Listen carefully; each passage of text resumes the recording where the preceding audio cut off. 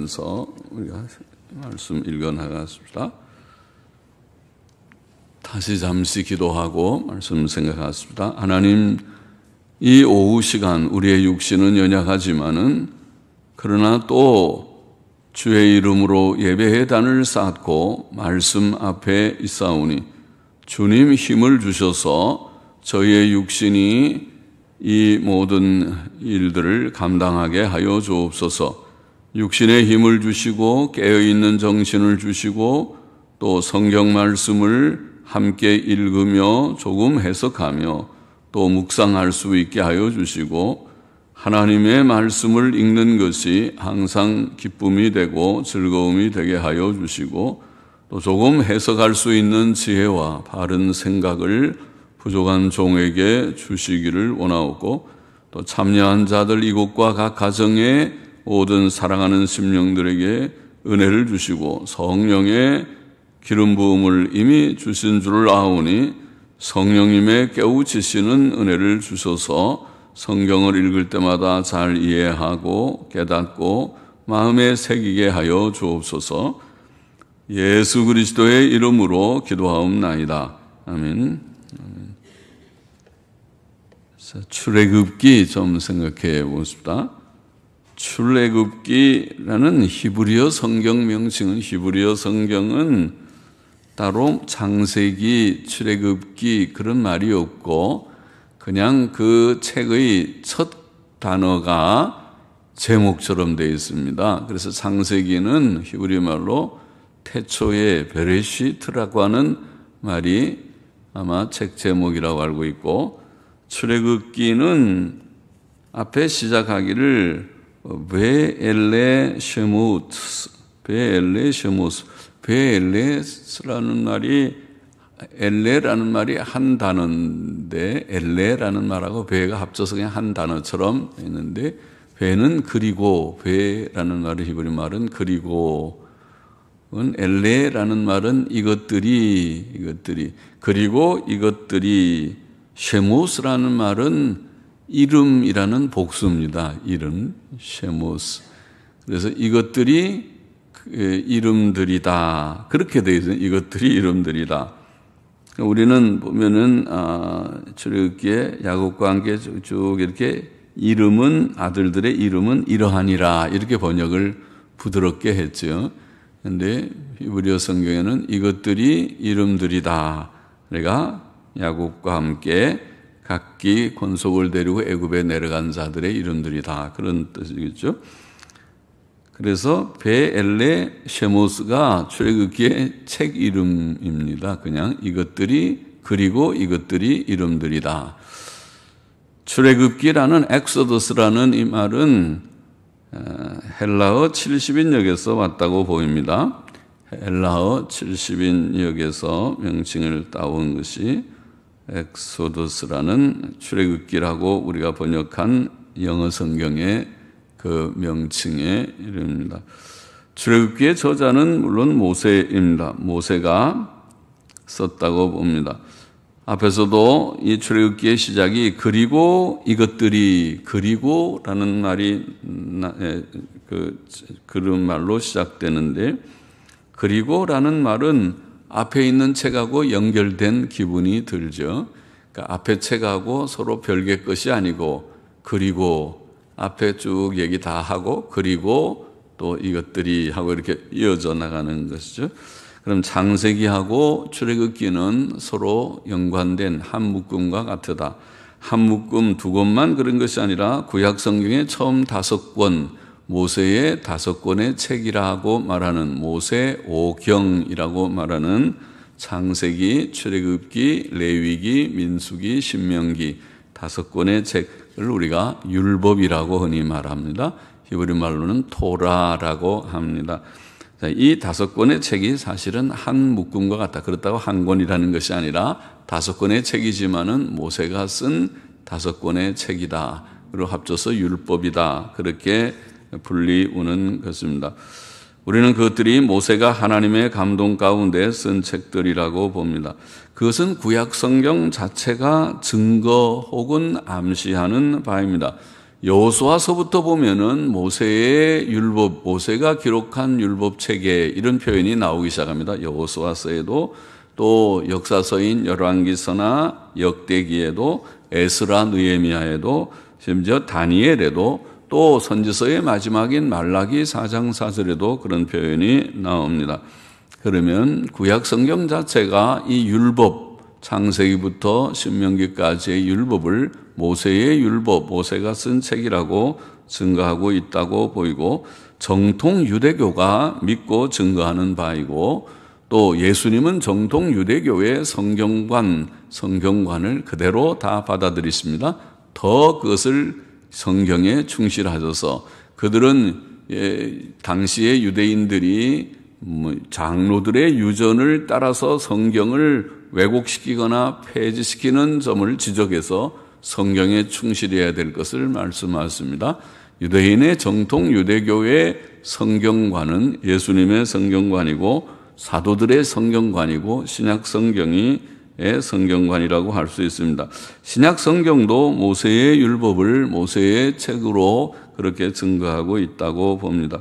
주께서는 출애굽기 3장 6절, 우리가 출애굽기 지금 읽기 시작하는 3장 6절을 인용하시면서 모세의 글이라고 증거하신 바가 있습니다. 마가복음 12장 26절에 보면 너희가 모세의 책 중 가시나무 떨기에 관한 글에 하나님께서 모세에게 이르시되 나는 아브라함의 하나님이요 이삭의 하나님이요 야곱의 하나님이로라 하신 말씀을 읽어보지 못하였느냐, 그렇게 말씀하신 바가 있습니다.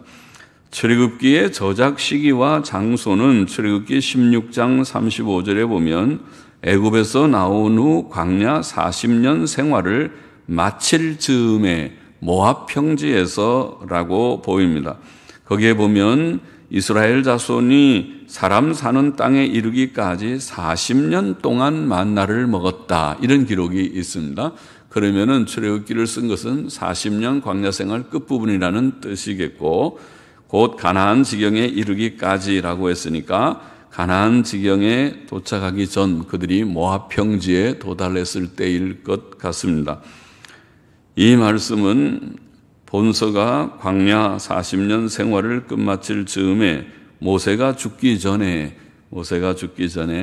지나온 모든 것들을, 아마 창세기도 그쯤, 창세기, 출애굽기, 레위기, 민수기, 신명기의 모든 글들을 그가 시간을 내서 기록하였을 것이라고 봅니다. 모세는 책을 쓸 수 있는 그런 공부를 많이 하고 어휘력이 있고 또 글을 쓸 수 있는 그런 능력이 있는 애굽의 궁중교육, 고도의 높은 궁중교육을 잘 받은 그런 지식이 있는 사람이었습니다. 이스라엘 백성들 중에서 모세처럼 글을 쓸 수 있는 자가 아마 없었을 것입니다. 많지 않는 것이 아니라 없었을 것입니다. 그들은 애굽에서 노예와 같은 종살이 생활을 하고 있었고, 모세는 바로의 궁중에서 궁중교육을 받는 특별한 준비를 한 것을 우리가 알기 때문입니다. 출애굽기의 중요 내용은 애굽에 거주했던 이스라엘 백성이 애굽에서 나온 일과 시내산에서 율법을 받고 성막을 건립한 일에 관한 것입니다.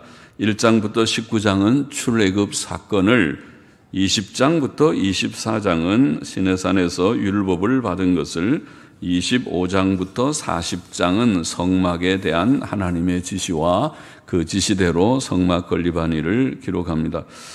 출애굽기의 특징적 진리는 하나님의 지식이라고 범직합니다. 하나님의 지식. 여호와 하나님께서는 출애굽 사건을 통해 그가 온 천하의 유일한 참 신이심을 이스라엘 자손들에게 증거하셨고, 또 그들을 향한 그의 구속의 사랑과 능력도 증거하셨습니다. 하나님은 유일하신 하나님이요 구속주이시고 사랑과 능력이 많으신 자이시구나. 또 그가 이스라엘 자손들의 조상들에게 약속하신 대로 신실하게 행하신 신실하신 하나님, 아브라함, 이삭, 야곱에게 가나안 땅을 약속하신 대로 그들이 애굽에서부터 그들을 이끌어내셔서 가나안으로 들어가게 하시는 하나님이심을 증거하는 것입니다. 또 그는 시내산에 쓰신 십계명과 여러 법들을 통해 사람들을 향하신 자신의 도덕적 의지를 알리셨고, 하나님 바로 섬기고 도덕적인 생활을 해야 할 것을 알리셨고, 또 그 도덕법을 통해 사람의 죄악됨을 깨우치시기를 원했습니다. 그래서 율법의 중요한 용도죠. 율법은 사람의 죄를 깨우치시는 뜻이, 그것이 깊은 뜻이 있고, 율법을 행함으로 구원받을 자가 아무도 없기 때문에 예수님께서 율법을 다 그래서 오셔서 완성하시고 의를 이루셨기 때문에 예수님 믿고 단번에 율법을 100% 지킨 것과 똑같은 의롭다 하심을 얻는 것입니다. 의를 얻고, 그 다음에 우리가 예수님 믿고 그 의를 얻은 자들이 즐거이 도덕법을 행하는 것 뿐입니다.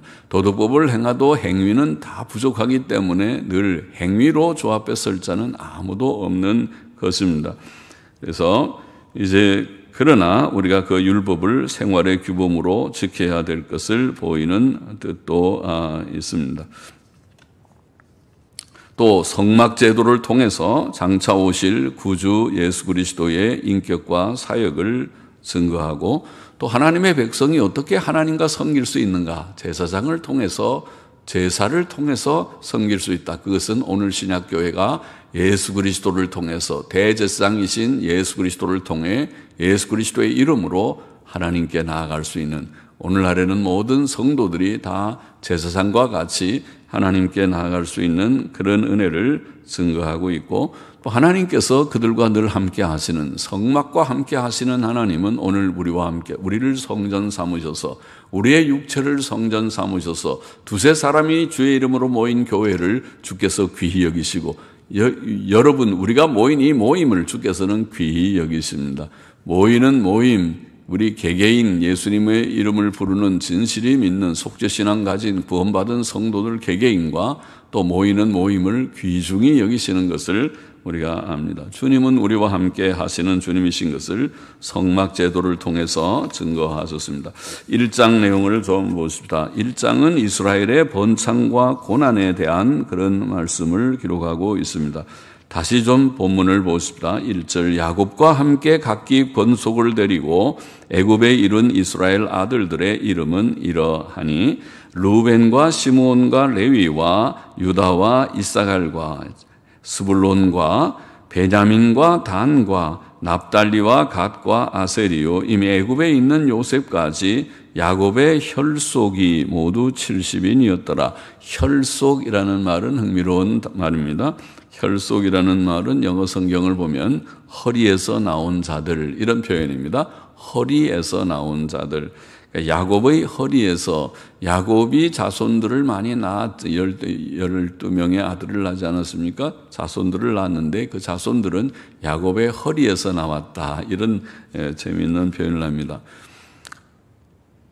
야곱의 허리에서 나온 자들이 모두 70인이었더라. 요셉과 그 모든 형제와 그 시대 사람은 다 죽었고, 이스라엘 자손은 생육이 중다하고 번식하고 창성하고 심히 강대하여 온 땅에 가득하게 되었더라. 여기에 온 땅은 이스라엘 백성들이 거주했던 고센 지방을 가리켰을 것입니다. 그들이 많이 번성하였다는 것입니다. 그들은 애굽에 정착한 이후 모세가 출생할 즈음까지, 애굽에 정착한 때로부터 모세가 출생할 즈음까지를 연대를 대략적으로 계산해 보면 약 한 350년쯤 될 터인데 350년 동안 번성하였습니다. 그것은 그들로 번성케 하겠다고 하신 하나님의 약속의 성취이었습니다. 8절 보십시다. 요셉을 알지 못하는 새 왕이 일어나서 애굽을 다스리더니 그가 그 신민에게 이르되, 이 백성 이스라엘 자손이 우리보다 많고 강하도다. 자, 우리가 그들에게 대하여 지혜롭게 하자. 두렵건대 그들이 더 많게 되면 전쟁이 일어날 때에 우리 대적과 합하여 우리와 싸우고 이 땅에서 갈까 하노라 하고, 감독들을 그들 위에 세우고 그들에게 무거운 짐을 지워 괴롭게 하여 그들로 바로를 위하여 국고성 비돔과 라암셋을 건축하게 하니라. 자, 요셉을 알지 못하는 새 왕이 일어났다, 이렇게 되어 있습니다. 애굽의 역사를 보면 요셉을 알지 못하는 새 왕은 애굽의 신왕국 시대라고 하는 때가 아닌가 그렇게 짐작됩니다. 신왕국 시대는 주전 1546년부터 1085년경의 시대를 말하는데 야곱이 시대의 왕을 가리켰다고 보고 야곱이 애굽에 내려간 때는 애굽 역사의 중왕국 시대, 방금 전에는 신왕국 시대라고 했는데 중왕국 시대 제12왕조 중 세누스레트 3세, 앞에서 언젠가 말씀드렸죠. 세누스레트 3세, 그것은 주전 1888년부터 1852년경에 통치자로 알려져 있는 인물인데 그쯤 될 것이다. 왜냐하면 우리가 연대 계산을 해보면 야곱이 애굽에 내려간 것은 주전 1876년경이니까 그렇다면 중왕국 세누스레트 3세 때일 것이다. 이렇게 생각이 됩니다. 그리고 애굽이 내려간 그때로부터 모세가 출생한 때는 방금 말한 신왕국 시대 제18왕조 중 투트모세 1세라고 하는 주전 1539년부터 1514년경의 통치자인 투트모세 1세 때라고 생각되고 모세가 출생한 때는 연대가 주전 1525년경이라고 보입니다.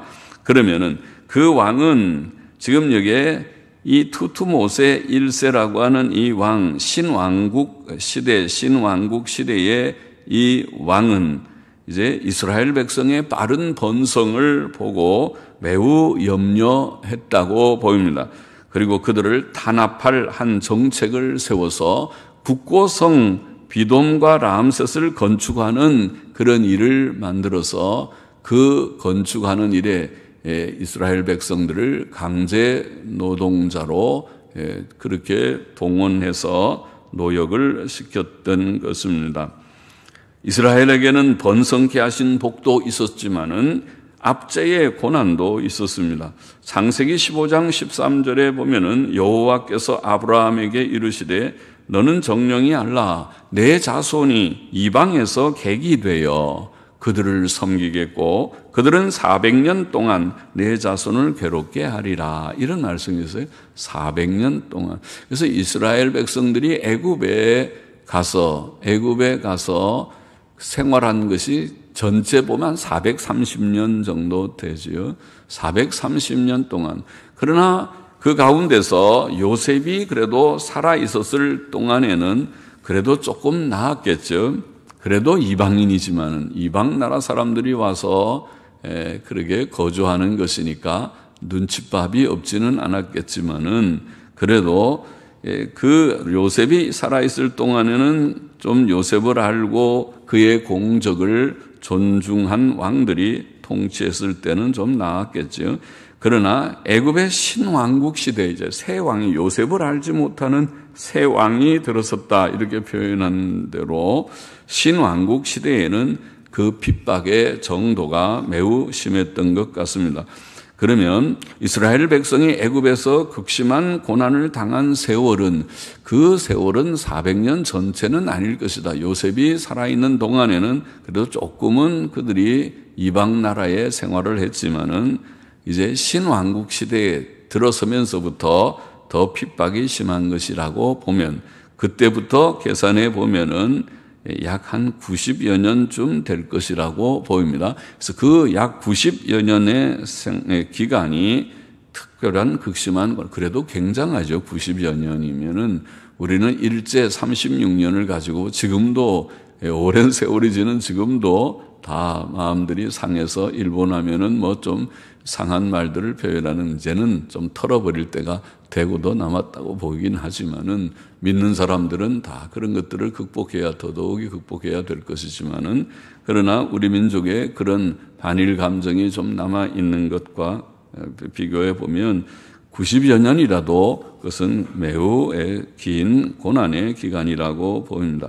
12절 보십시다. 그러나 학대를 받을수록 더욱 번식하고 창성하니 애굽 사람이 이스라엘 자손을 인하여 근심하여 이스라엘 자손의 역사를 엄하게 하여 역사라는 건 일을 말하는 것이죠. 역사. 이스라엘 자손의 일을 엄하게 하여 고역으로 그들의 생활을 괴롭게 하니, 고역, 고된 노동들 말입니다. 고역, 고된 노동으로 그들의 생활을 괴롭게 하니, 곧 흙 이기기와 흙 이기기, 벽돌 굽기와 농사의 여러 가지 일. 우리는 농사라고 딱 구체적으로 번역을 했는데 영어 성경들은 한결같이 들판에서 하는 여러 일들 이렇게 번역했습니다. 들판에서 하는 여러 일들 중에 물론 농사의 일도 있긴 있었겠지만은 농사의 일뿐 아니라 주로 아마 건축하는 비돔과 람세스 그런 성을, 국고성을 건축하는 일들을 많이 동원됐겠죠. 들판에서 하는 여러 일들이라. 그 시키는 역사가, 그 시키는 일이 다 엄하였더라. 이렇게 돼 있고 15절 보십시다. 애굽 왕이 히브리 산파 시푸라라 하는 자와 부하라 하는 자에게 일러 가로되, 너희는 히브리 여인을 위하여 조산할 때에 살펴서 남자여든 죽이고 여자여든 그는 살게 두라. 그러나 산파들이 하나님을 두려워하여 애굽 왕의 명을 어기고 남자를 살린지라. 애굽 왕이 산파를 불러서 그들에게 이르되, 너희가 어찌 이같이 하여 남자를 살렸느냐? 산파가 바로에게 대답하되, 히브리 여인은 애굽 여인과 같이 아니하고 건장하여 산파가 그들에게 이르기 전에 해산하였더이다 하매, 하나님이 그 산파들에게 은혜를 베푸시니라. 백성은 생육이 번성하고 심히 강대하며 산파는 하나님을 경외함으로 하나님이 그들의 집을 왕성케 하신지라. 성경이 히브리 산파의 말에 진위를 말하지 않고 있지만 그것은 거짓말이 아니고 사실일 수 있고 사실일 것입니다. 하나님께서는 그들에게 은혜를 베푸셨다. 은혜를 베풀다는 말은 선하다는 뜻인데 하나님께서 그들에게 선을 베푸시고 복 주신 것을 보면 그들의 말은 거짓이 아니었다고 생각됩니다. 또 이스라엘 백성은 생육이 번성하고 심히 강대하였다. 자, 이 말은 7절과 12절에 이어 본장에 벌써 세 번째입니다. 또 산파들은 하나님을 경외하였으므로 하나님께서는 그들의 집을 왕성케 하셨습니다. 하나님께서는 그들의 가정들을 복 주셨습니다. 22절 마저 보십시다. 그러므로 바로가 그 모든 신민에게 명하여 가로되, 남자가 나거든 너희는 그를 하수에 던지고 여자여든 살리라 하였더라. 마침내 무서운 법령이 내려졌습니다. 이스라엘 백성에게는 최악의 상황이 온 것이죠. 남자아이들은 다 강제로 나일강에 던져 죽이게 하는 그런 법령이 내려진 것입니다. 본장의 교훈을 우리가 정리해보면 두 가지 우리가 분명한 내용을 여기서 우리가 읽어보았습니다. 첫째로 이스라엘 자손을 번성케 하시겠다는 하나님의 약속이 그대로 이루어졌다는 것을 증거하고 있는 것이죠. 이스라엘의 번성은 하나님의 약속입니다. 아브라함에게 주신 내가 너로 말미암아 큰 민족을 이루겠다. 내 자손이 하늘의 별처럼 바다의 모래처럼 많게 되게 하겠다.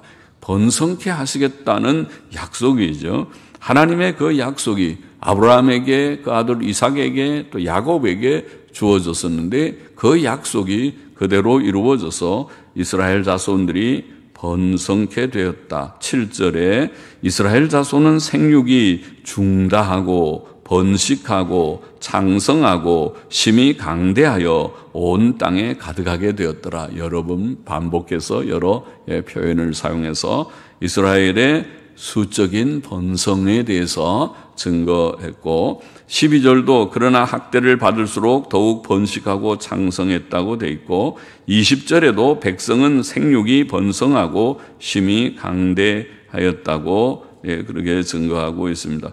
이스라엘의 수적 번성은 하나님의 약속의 성취이었다는 사실을 우리가 기억할 수 있습니다. 이스라엘에게 주신 옛 약속과 같이 하나님께서는 신약교회에 세계 복음화라는 명령과 약속을 주셨죠. 주께서는 천국 복음이 모든 민족에게 증거되기 위해 온 세상에 전파될 것이며 그때 세상 종말이 올 것이다. 그런 말씀이었어요.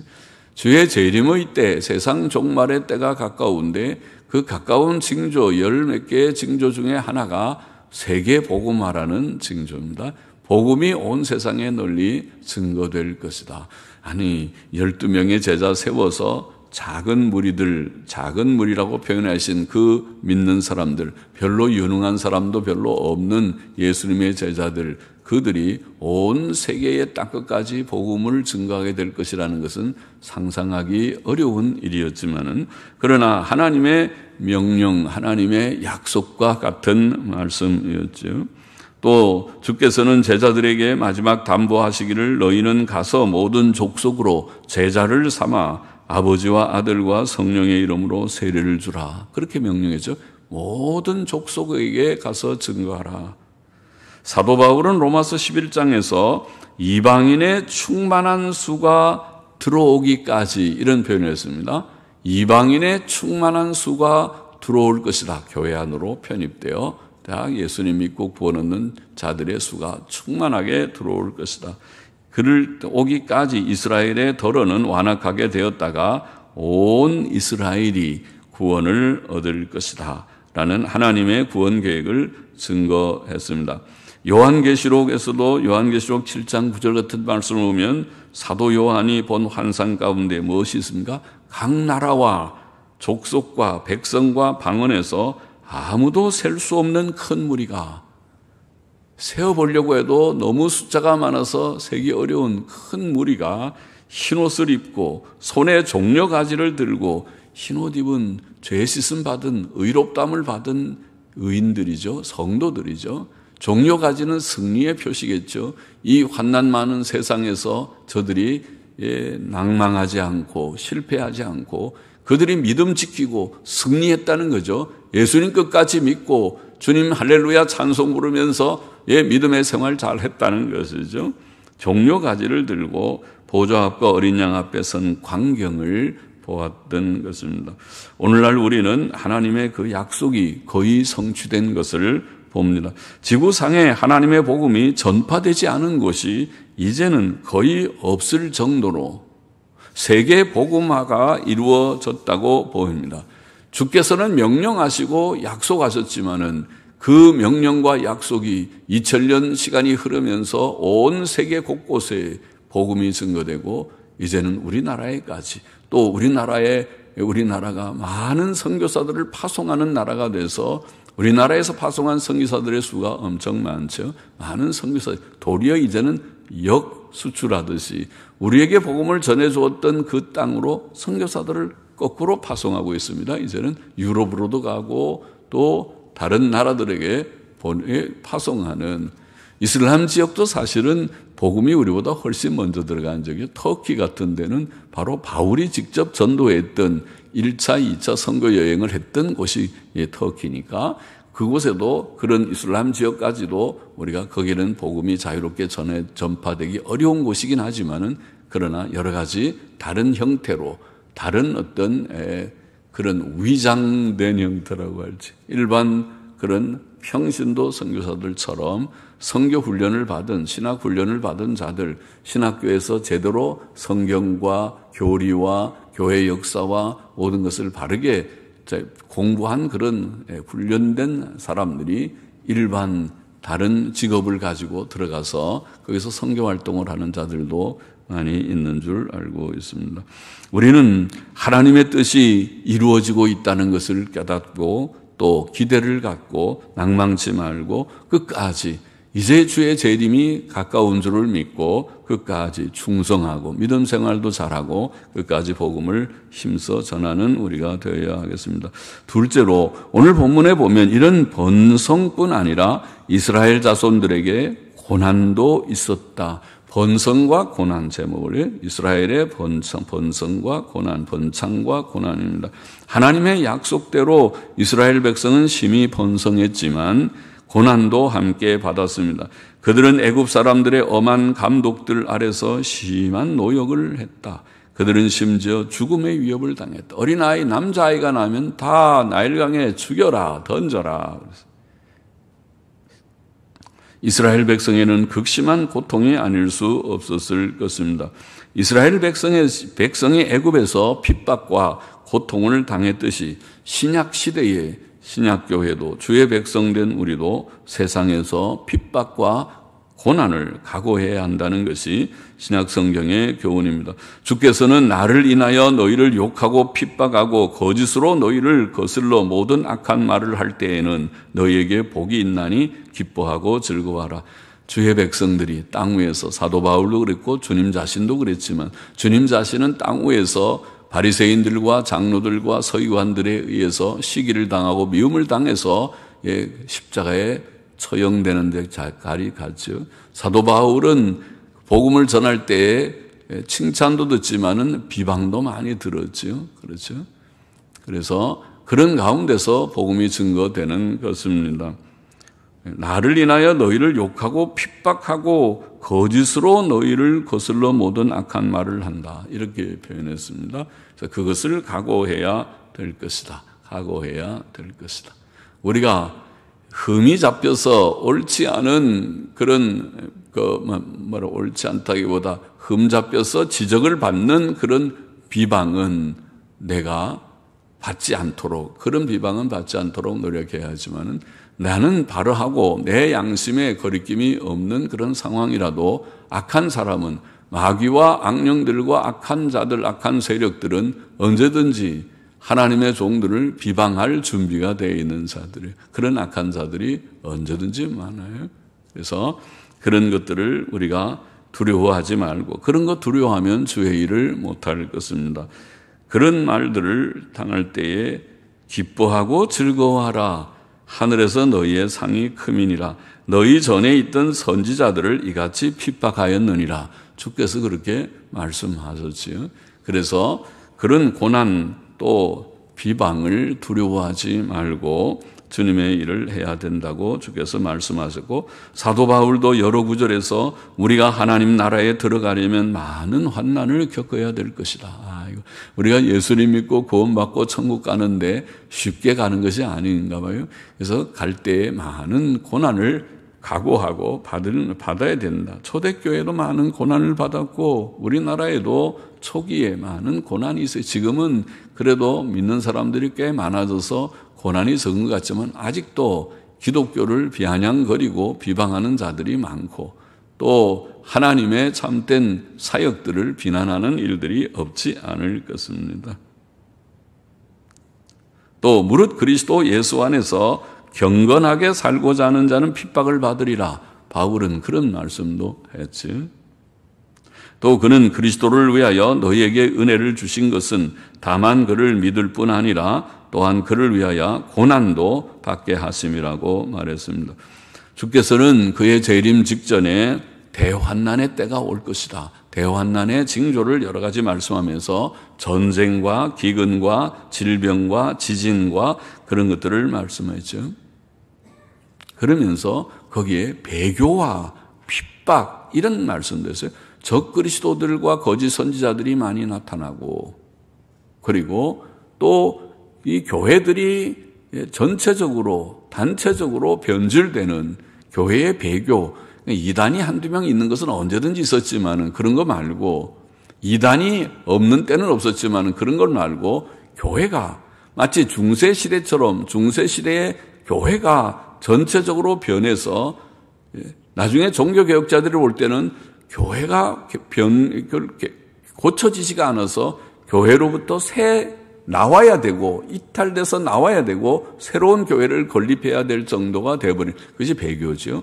오늘 개신교회도 그런 소짐, 그런 움직, 그런 점들이 없지 않다. 오늘 교회가 대교회, 역사적인 대교회들이 자유주의 신학을 받아들이고 또 연합운동에 빠져 있고 은사운동에 빠져 있고 넓게 가는 그런 일들이 많이 있기 때문에 우리가 현대 교회를 바라보면서 이게 배교가 아닌가, 이것이 참 혼란이 아닌가 싶은 일들이 있습니다. 이럴 때에, 그럴 때에, 그렇게 넓어질 때에 핍박도 따라온다. 누가 핍박을 받느냐? 바로 믿고자 하는 자들이 같이 어울려 주지 않으면, 넓게 가는 사람들하고 같이 가지 않으면 그들로부터 비방할 것이 없겠지. 비방할 것이 없으니까 거짓된 비방도 많이 있습니다. 거짓말로. 거짓된 비방을 하면 무슨 근거에서 그런 비방하는가? 근거를 그들이 제시하지도 못하는, 근거가 있게 비방하는 것은 토론해 볼 수 있죠. 교리적인 오류, 윤리적인 문제, 그거는 거론해야 되겠죠. 윤리적인 문제가 있다면 당회에서, 노회에서 정식으로 그것은 다루어야 될 그런 문제겠죠. 그러나 그런 정식적인 근거가 없이 비방하는 일은 그 자체가 매우 악한 일입니다. 왜냐하면 형제를 비방하는 것이 곧 살인하는 것이고, 미워하는 살인죄, 큰 죄가 되는 것이고, 또 하나님의 교회의 참된 사역을, 그것을 오히려 약화시키는, 혼란시키는 큰 악이죠. 그러니까 그런 악을 범하는 일들이 많이 일어나게 될 것이다. 이 세상에 핍박과 비방과 그런 일들이, 그러나 그것을 각오해야 된다. 그것을 각오하고 나아가야 할 것이라고 그렇게 성경은 보이고 있습니다. 성도들에게는 고난이 있습니다. 그러나 그 고난은 오히려 우리에게 성화의 과정이라고 했죠. 고난을 통해서 우리가 인격에 혹은 남은 죄성, 우리가 혹 부족함이 있으면 우리의 부족을 깨닫고 고쳐나가야 되고, 그리고 또 우리가 더 하나님만 의지하고 겸손히 하나님만 바라보는 그런 유익이 있는 것이 고난이에요. 그래서 성도의 고난은 우리가 그것을 싫어하지 말고 그것을 달게 잘 받는 것이 유익하다. 고난을 통해서 믿음이 더 견고해지고 겸손하게 되고 성결하게 되는 것이니까, 모든 우리가 주의 종들도 성도들도 고난을 우리가 싫어하지는 않아야 되지만은, 그러나 이런 모든 세상의 여러 가지 어려운 핍박과 비방과 고난을 통해서 우리는 더욱 하나님만 바라며 의지하면서 나아가게 될 것입니다. 더욱 세상이 참 사람을 의지할 것이 아무것도 없구나. 주님 말씀대로 자신의 몸을 사람에게 의탁할 것이 없구나. 사람을 바라보지 말고, 사람 바라보면 아무 일도 할 힘이 없지. 오직 하나님만 바라고 의지하면서 하나님 앞에서 충성하고, 판단하실 이는 하나님이시라는 것을 우리가 믿고 하나님 중심으로 나아가는 우리가 되어야겠습니다. 오늘날 우리는 하나님의 약속이 거의 성취된 것을 봅니다. 그러므로 우리는 핍박과 고난을 각오하고 더욱더 바르게 살고 열심히 전도도 하고, 지금은 이렇게 코로나 때문에 접촉이 어려워서 전도가 좀 우리가 주춤하고 있지만, 속히 하나님께서 또 수요 전도대도 나가고 전도할 수 있다. 이제는 친한 사람들끼리라도 복음을 전하고, 교회의 가족들 구원도 좀 하고, 가족들을 예수님 잘 믿도록, 그래도 이 어려움 가운데서도 그래도 처음 믿는 분들이 교회에 나오고, 또 인터넷 온라인 예배 드리고, 또 어려움 속에서도 와서 예배 드리고 하는 것을 볼 때 하나님께 참 감사하고 하나님의 은혜인 줄을 믿습니다. 우리가 열심히 전도도 하고 또 하나님의 택한 자들을 다 구원하는 도구로 쓰임받기를 원합니다. 기도하십시다. 하나님 아버지, 이스라엘 백성이 하나님의 약속대로 번성하였고 그러나 고난도 받았다고 오늘 1장에서 우리가 읽어보았습니다. 주께서 약속하신 대로 오늘 신약교회가 세계 복음화의 그런 귀한 역사를 거의 이룬 것 같습니다. 하나님의 은혜고 성령의 역사로 되어진 일인 줄 압니다. 아버지 하나님, 그러나 여전히 우리는 고난을 각오하면서 이 일들을 또 감당해야 된다고 주님께서 가르쳐 주셨습니다. 아버지, 말세의 징조로 주님 고난을 각오하며 핍박을 각오하며 나아가야 된다고 가르쳐 주셨사오니, 오늘 우리들에게 어떠한 것이 우리 앞에 놓여 있든지 간에 주님 앞에서 신실하게 오직 주님만 의지하면서 충성하게 하시고 또 복음을 힘써 전하게 하시고 고난을 각오하며 주님 믿음 생활 바르게 잘하는 충성하는 저와 우리 모두가 되게만 하여 주시기를 소원합니다. 감사하며